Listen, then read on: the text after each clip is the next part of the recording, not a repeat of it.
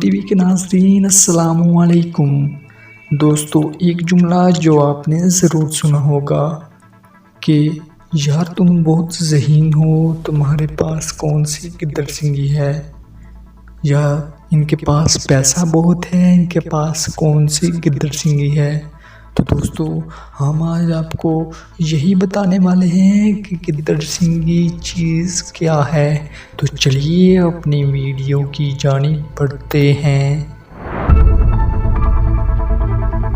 دوستو، گدڑ سنگھی کے متعلق کہا جاتا ہے کہ یہ گدڑ کے دونوں کانوں کے درمیان نکلنے والا ایک دانہ ہوتا ہے اور اس پر بال اگاتے ہیں۔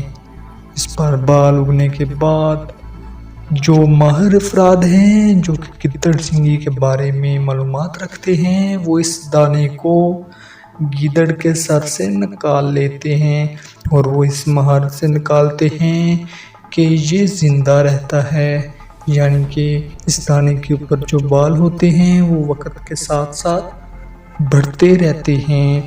اس کے علاوہ گدڑ سنگھی کے بارے میں یہ بھی مشہور ہے کہ گدڑ سنگھی کو سندور میں رکھا جاتا ہے۔ یہ سندور اسے کیڑوں اور موذی چیزوں سے بچاتا ہے اور اسے اصلی حالت میں قائم رکھتا ہے۔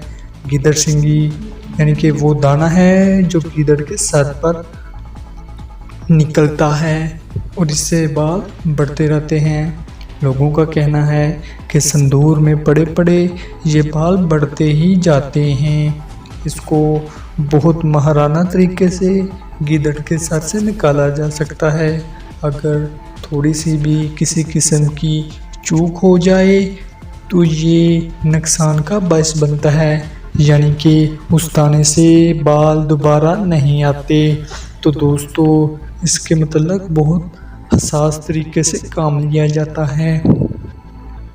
یہ صرف ایک اندازہ ہی ہے۔ اگر دوسری طرف سائنس کی بات کی جائے تو ان کا کہنا ہے کہ یہ ایک عام سا دانہ ہی ہوتا ہے اور بیکٹیریا ایک دوسرے کو کھاتے رہتے ہیں، جس کی وجہ سے یہ دانہ بڑھتا رہتا ہے۔ لہٰذا دولت کے بڑھنے میں اس کا کوئی ہاتھ نہیں۔ لیکن بہت سے لوگوں کا یہ خیال ہے کہ گدڑ سنگھی میں ضرور کوئی پراسرار چیز ہے جس کی وجہ سے یہ دولت کے بڑھنے اور جس کے پاس ہو اس کے بہت سے فائدے بڑھا دیتی ہے اور اسے نفع ہی نفع حاصل ہوتا ہے۔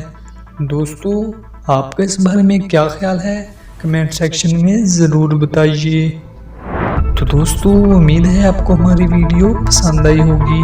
ہماری ویڈیو کو لائک کریں، دوستوں کے ساتھ شیئر کیجیے۔ شکریہ۔